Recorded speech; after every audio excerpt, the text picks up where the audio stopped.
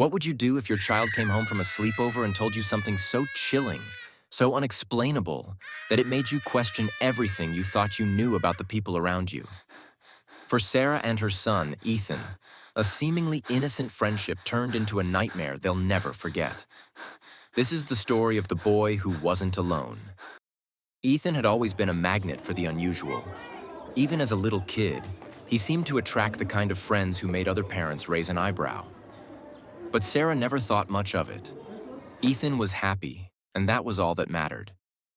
That was until they moved to a new town. It was a fresh start for the family.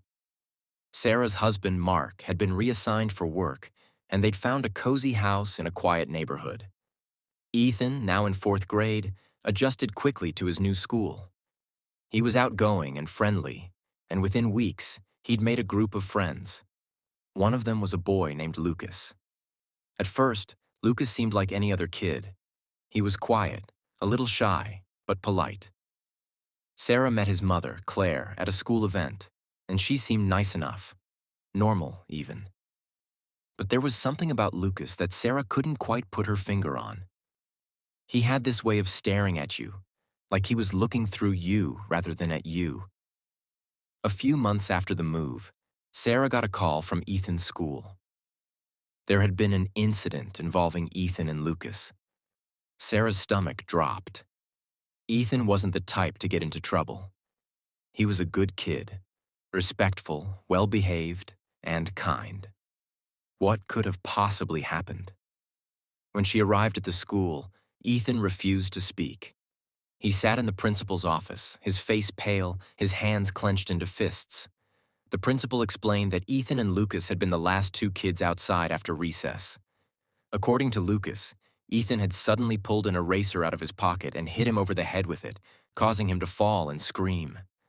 Sarah was stunned. This didn't sound like Ethan at all. She pressed the principal for more details, but he didn't have any. No one had seen the incident, and both boys had given the same story. The principal assured her that Ethan wasn't in trouble. It was just a minor scuffle. But Sarah couldn't shake the feeling that something was off. That night, as Sarah tucked Ethan into bed, he finally opened up. "Lucas tricked me," he whispered. He explained that they'd been playing a game, Lucas's idea, where they pretended to be characters from a video game. Ethan had pulled out an eraser as part of the game, but Lucas had suddenly fallen to the ground, pretending to be hurt. Then he'd whispered something in Ethan's ear. "If you don't tell everyone you hit me, I'll hurt you for real." Sarah's blood ran cold. Her son had been manipulated, forced to lie to protect himself. She was furious. The next day, she called Claire, Lucas's mother, to confront her. But Claire was surprisingly calm. She admitted that Lucas had behavioral issues and sometimes acted like a different person. She apologized profusely and suggested the boys have a sleepover to make amends. Against her better judgment, Sarah agreed. Maybe it was Claire's soothing voice or the way she seemed genuinely remorseful, but Sarah convinced herself it would be fine. After all, Lucas was just a kid. How bad could it be? The sleepover started off fine. The boys played games in the basement, laughing and joking like nothing had happened. Sarah stayed for a while, chatting with Claire over a glass of wine. Claire seemed like a good person. A little guarded, maybe, but kind. She even opened up about Lucas's struggles, explaining that he'd seen several doctors and was getting better. But that night, something happened that Sarah would never forget. Ethan woke up in the middle of the night to the sound of whispering. It was coming from the bathroom. The door was slightly ajar, and a flickering light spilled out. Not the bright glare of a bathroom bulb, but the soft, eerie glow of a candle. Ethan crept closer, his heart pounding. Inside, Lucas was talking to the mirror. But it wasn't Lucas.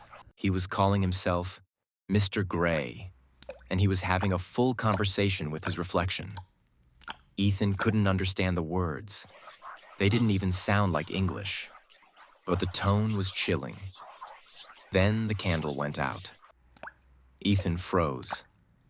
He heard the bathroom door creak open, and then the whispering started again.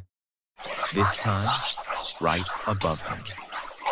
He lay there, paralyzed with fear as Lucas whispered incomprehensible words into the darkness. Eventually, Lucas went back to bed, and Ethan pretended to sleep until morning. When Sarah picked Ethan up the next day, he seemed fine. But as soon as they got in the car, he broke down, telling her everything that had happened. Sarah was horrified. She called Claire immediately, demanding an explanation. At first, Claire tried to laugh it off. "Lucas has always been a creative kid," she said. But as Sarah pressed her, Claire's voice faltered. She admitted that Lucas's issues were more serious than she'd let on. One psychiatrist had even suggested he might have dissociative identity disorder, multiple personalities. They'd moved twice before because Lucas had been expelled from his previous schools. Sarah was furious. Why hadn't Claire told her this before? Why had she put Ethan in danger like that? Claire begged her not to tell the school, but Sarah didn't know what to do. She hung up the phone, her mind racing. A few days later, Sarah got a call from the school. Lucas had attacked another student at recess. It was serious enough that he'd been expelled. Sarah tried calling Claire, but her phone had been disconnected. She drove to their house, only to find it empty. No moving trucks, no signs of a rushed departure. They were just gone. Sarah searched for them online, but there was no trace of Claire or Lucas. It was like they'd vanished into thin air. Years have passed, and Ethan has mostly forgotten about Lucas. But Sarah hasn't. She still thinks about that night, about the whispers and the flickering candlelight. She wonders what happened to Lucas, where he is now, and what kind of person he's become. And sometimes, late at night, she can't shake the feeling that they didn't just leave, that maybe, somehow, they're still out there, watching, waiting.